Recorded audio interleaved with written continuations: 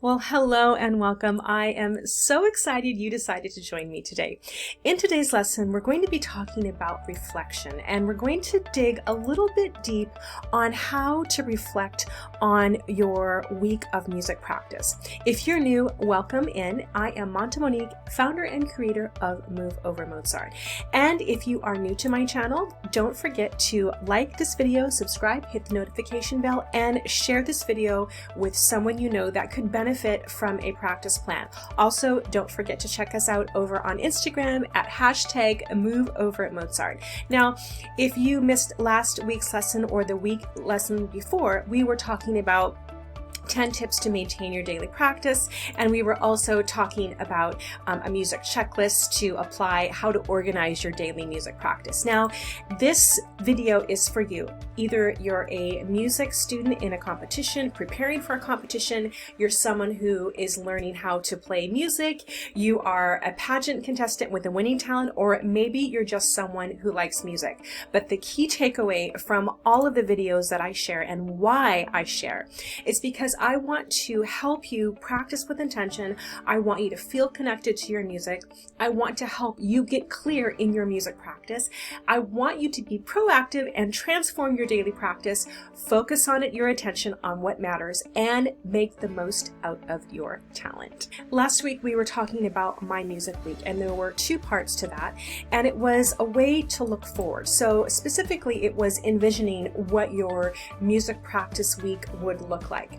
But in today's video, we're going to be talking about reflection, like looking back at how your previous practice week of music went. So if you are liking this video right now, I want you to type the word reflection in the comment box and let me know that you're ready to learn ways that you can reflect on your week of music practice. So I'm going to pose 4 questions, and if you need to go grab a pen and paper to write this down, please feel free to do so. So we're going to also tie this, and I'm going to be looking at a piece of paper here. This is part of a music practice plan, and it's part of one of the days, and I want to apply some of the ideas that are a part of my up-and-coming course, Setting Your Piece Up for Success, your daily music practice planner. So bear with me while I look down.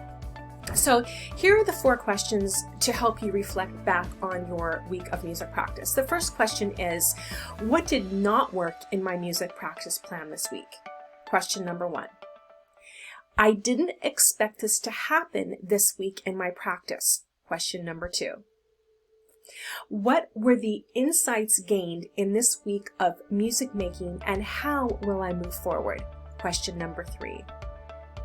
And finally, what aspects of my music practice am I choosing to no longer include in my weekly practice? Number 4.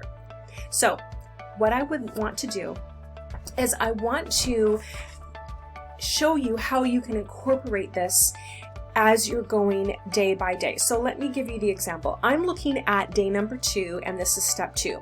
So something that I did this week, for example, was I numbered the measures. Now, did this work in my practice plan?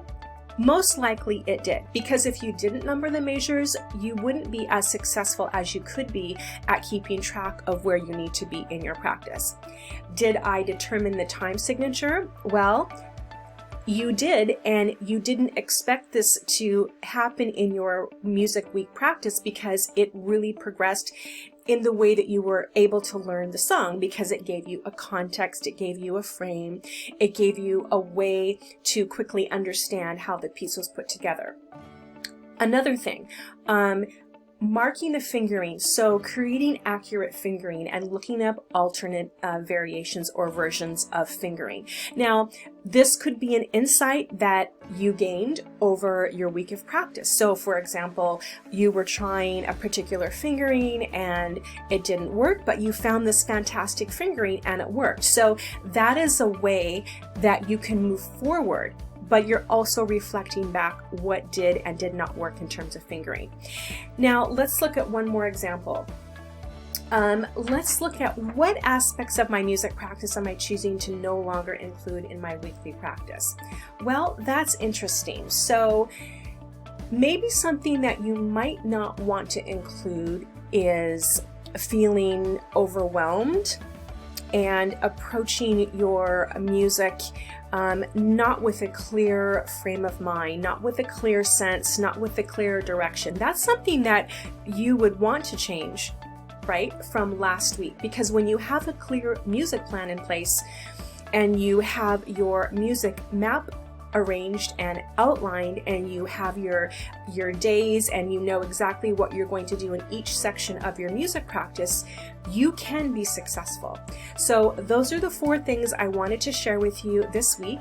Now, before we continue on, I do want to give you a little sneak peek at what I was referring to. And this is soon going to be coming your way. It's in the making. It's all about setting up your piece for success. And this is a course that I'm going to be sharing with you very soon. And it's all about setting up your daily music practice to be effective and to ultimately achieve the results that you can achieve and know what's possible in your music.